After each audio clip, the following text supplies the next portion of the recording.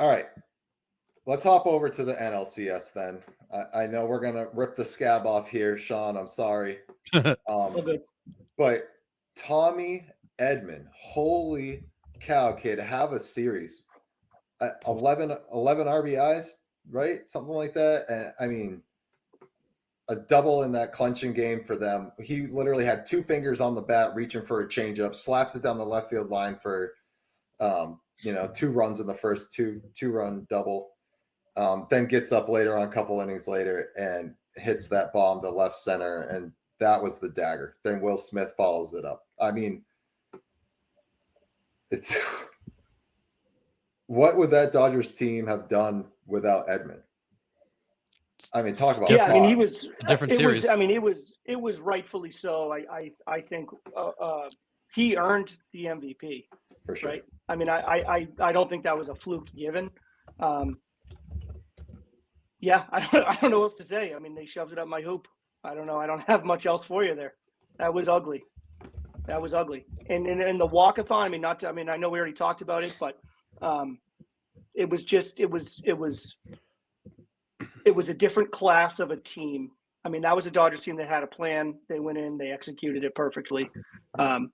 They weren't going to expand the zone. Obviously you have guys here and there. I mean, that's baseball, right? But for the most part, they stuck to their approach. They hit mistakes. They took their walks. And I think it was pretty evident after game one that's like, hey, this Mets team is going to walk us. So, why are we going to help them out?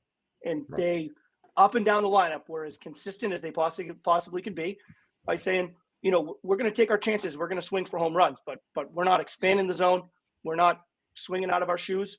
We're going to take what they give it to us. And they were completely overmatched. The Mets were completely overmatched. Yeah. So I was on record saying that Lane Thomas was the best trade deadline acquisition, and I immediately take that back, and Tommy Edman takes the crown for sure. Yep. I mean, his postseason has been absolutely insane. And getting Kopech to solidify the back half of that bullpen is great. And I'm going to talk about this right now. So the Dodgers bullpen games in LDS and the LCS. Dave Roberts managed this perfectly, wonderfully in both situations, because if one of these two games don't work, he's in trouble for the next one, right? I mean, one of them, you don't even get to move on. So obviously you're in trouble with that in the LDS. Like if he loses that bullpen game, they're done. And then in game 6, he does the bullpen game again. Everybody comes in, they do their job. But if they didn't and forced a game 7, they would have been in a world of hurt to try to find some arms to come back for game 7. And what he did with that staff and give it to the bullpen arms, like they came in and they took care of what they needed to take care of. And man, they did great. And again, giving Dave Roberts some credit there, but absolutely insane. But so we were talking about the walks for the Mets. Is it playoff anxiety? Is it what we've kind of been talking about the last few weeks? Is it the high velocity with the lack of control, or is it both? No, I would add a third one in there. I would say you're going up against the best lineup in the National League, and arguably the best lineup in baseball. I mean, I think some people think it's the best. Some people would put them at 2 behind the Yankees, but it's a top 2 lineup in baseball. And I would take all of those things and add in the fact that we are just afraid to go after these guys. And I get it. Mm-hmm. And I think that played the biggest role out of all of it. Anxiety, yes. High velocity, lack of control, yes. But straight up, we are overmatched and we are afraid to go attack these guys, I think was number one. We're going to try to get them to expand. It's what they did with the Phillies. And the Phillies did this. Phillies swung and missed a lot. And they were able to get the Phillies to chase.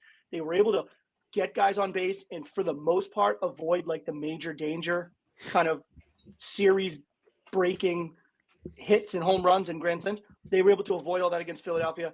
Could not do it against LA. The lineup was too good. And I think they were too afraid and they were afraid to go after them. I honestly think was number one. Okay. I mean, it's crazy because Like, imagine standing on that mound and you got Shohei Ohtani leading off. It's like, all right, that sucks. That's a horrible way to start the game. You get through that at bat, whatever happens. Then you got Mookie Betts behind him. Okay, great, another MVP. Then you get Freddie Freeman behind him. Okay. Then you get the red hot Tommy Edman behind him. And Teoscar. I mean, it's you goes, got it goes down Teoscar, the who's list. got hit a few home runs. Like, I mean, I think the bottom of the Dodgers lineup does have some outs in it. But it takes a little while to get there. And you're not facing like good hitters. You're facing like elite MVPs. MVPs. Yeah, Like, MVPs. It's ridiculous. It's just not fair. And it's the same thing facing the Yankees lineup. You know, there's no break there. You get Soto, then you get Judge, and you get Stanton. There's just not a lot. There's not a lot of break. And as a pitcher standing up there, you're thinking, don't pipe one, don't pipe one, don't pipe one. So that two-seamer that you want to start middle and run to the edge, now you start like outer third and it runs off the plate. Like, you start to nibble because you're afraid of the mistake, and then you just make it really hard on yourself.